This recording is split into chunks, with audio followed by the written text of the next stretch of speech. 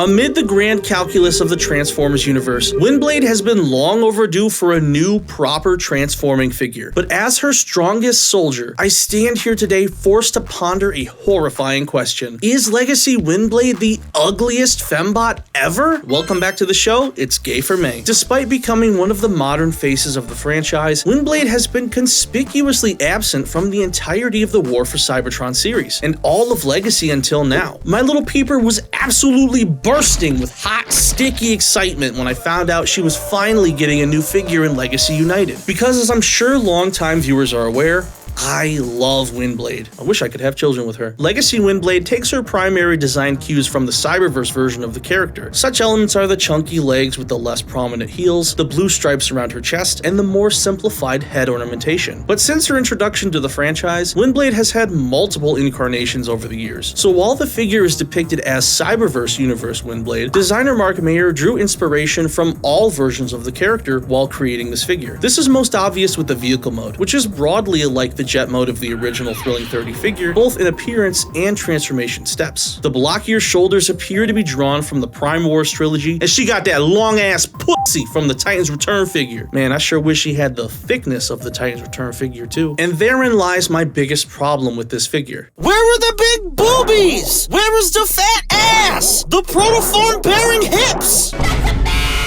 Nah, but seriously, she's sculpted like Windblade, but she isn't built like Windblade. I don't want to put my pee-pee in that. It's like they sucked out all of her girly goodness. And Cyberverse Windblade was already supposed to be the modern milquetoast corporate interpretation of the character. So if that's too risque, then we are absolutely cooked as a species. But Gay for May, Windblade is literally an alien robot from space. Why does she need to look like a girl? Alright, listen up, you Neanderthal. I know that's not the N-word you wanted to call me. The point isn't so much about how feminine she looks, it's about how accurate to the source material she is. Cyberverse Windblade has a curvy Venetian body type, and I kinda expect to see that reflected in any figures of her, especially in a post-Legacy United world with the likes of Animated Optimus and Prime Thundertron, who are so faithful to their original designs. The idea that the now two Cyberverse fembots in this line have been subjected to differential treatment like this would raise a few eyebrows if this were any other fandom. To put it another way, imagine if Legacy Strika leaked tomorrow, and she was a sexy RC-like fembot with a Strika head stuck on top. The fandom would throw a shit fit, and rightfully so. Hasbro HQ would look like fucking Nakatomi Plaza by the end of the week, because it would be woefully inaccurate and unfaithful to the character, not to mention dismissive of what fans find appealing about her, while completely undermining their expectations for a figure of her. And the same goes for Legacy Windblade. I'm not saying there isn't a time or place for reinventing the characters, but just like with Cyberverse Shadow Striker, in this case, I would have much preferred a figure that adhered to the sensibilities of the original design. And yeah, that does mean she needs to look hot. I'm not gonna pretend like I don't want to see attractive fembots in this toy line. This series is full of murderers, sadists,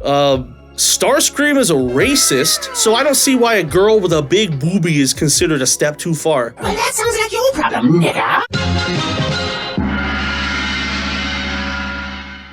But let's pretend that you are ideologically opposed to the scopophilic rationale underpinning my criticism of this figure, as I know some people are. That's fine. Luckily, as far as this review is concerned, there's a lot more wrong with this figure's aesthetics beyond her sexual characteristics. I'd say the most frustrating one for me is the backpack. Windblade, like most other characters that turn into jets, has always struggled with what to do with her nose cone in robot mode, and usually it just ends up draped across her back. For Legacy Windblade, the nose cone splits open and condenses into a tight little backpack that's mostly able to hide behind her silhouette. It's a pretty solid idea on paper, but to accomplish this, they had to turn the front of the jet into a literal fucking cube. You would have an easier time convincing me that Bryce Dallas Howard was gonna show up at my house and sit on me before I ever believed that this jet could realistically fly looking like this. You can see from Mark Mayer's original SketchUp, he had intended for the nose to be more cylindrical in shape overall, with these vent sections hugging the sides. So how did that concept become this abomination of aerodynamics? Speaking of abominations, just take a look at her goofy ass sword. First of all, it's purple. Second of all, it doesn't resemble Windblade's sword from any incarnation of the character that I know of. It's supposed to look as if it's crackling with untamed energy, kind of like Kyle Ben's lightsaber from Star Wars. And when you store it away in vehicle mode, it becomes a plume of exhaust that trails behind the jet. I guess that's cool.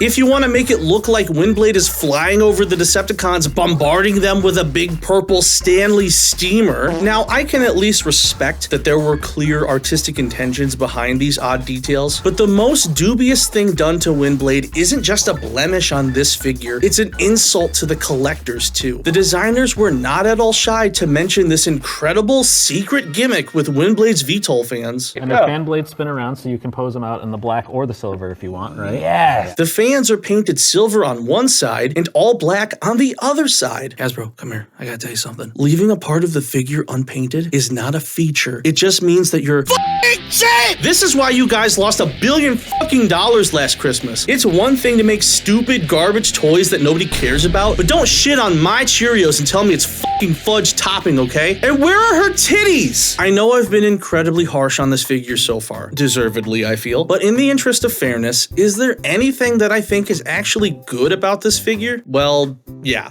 There are a few things. If nothing else, Windblade easily meets Hasbro's current standards of quality. The plastic doesn't feel cheap, her construction is solid with all pinned joints. She has a competent level of articulation too, including wrists, which help a lot with sword poses. And she has a really easy time grasping it with both hands. And I'm not just talking about that sword. I might not be a fan of the execution of the backpack, but I can appreciate that they tried some new ideas with her. I especially like these panels that form the bottom of the jet, but then flip around and fill in the back of her legs in robot mode. The one thing that I will absolutely praise about this figure, however, is the paintwork on her face. Her kabuki makeup looks great, and all the tiny blue and gold ornamentations on her head have been meticulously applied. I also really like the shiny pearly white they've painted her face with. Damn, I got something pearly and white to paint her face with too. Shit. Legacy Windblade is like the new Coke of Windblade figures. It fizzes the same, kinda looks the same. I want to put my mouth on it the same. But the flavor is all wrong. Is she the ugliest fembot ever? Well, between the unflattering, unfeminine robot mode and these awkward looking design choices, I genuinely feel like they've tried to make this toy ugly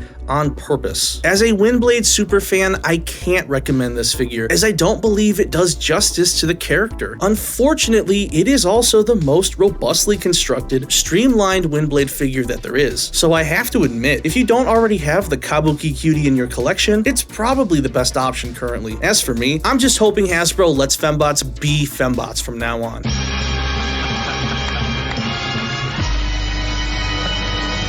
Alright, fuck this. I'm buying third party now. You can have your passport.